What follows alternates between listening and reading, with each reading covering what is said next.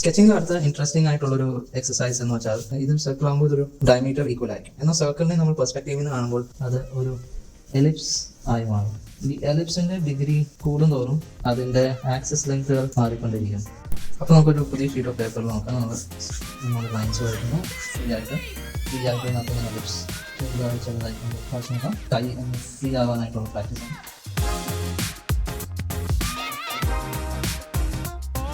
എലിപ്സിൻ്റെ അത് നമുക്ക് വേണമെങ്കിൽ ഒരു വേരിയേഷനായിട്ട് ഹൊറിസോണ്ടൽ വെച്ച് നോക്കാം. അതിൻ്റെ ഒരു മൈനർ ആക്സസ് വരയ്ക്കണം.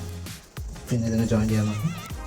താത്തൊരു കോൺസെൻട്രേറ്റ് ആയിട്ടൊരു എലിപ്സ്, ഒരു കോൺട്രോൾ ലൈൻ സെറ്റ് ചെയ്യാനും ഓൾമോസ്റ്റ് ഒരു ക്യാൻ പോലെ വരാം. കോൺസെൻട്രിക് എലിപ്സസ് വരയ്ക്കാൻ നോക്കാം. കോൺട്രോൾ ലൈൻ സെറ്റ് ചെയ്യുമ്പോൾ നമുക്കൊരു ഡിഫറെൻറ്റ് പ്രൊഫൈൽ കിട്ടും. അപ്പോൾ ഈ എക്സസൈസ് അതിൻ്റെ പ്രാക്ടീസ് ചെയ്യാൻ പറ്റിയതാണ്.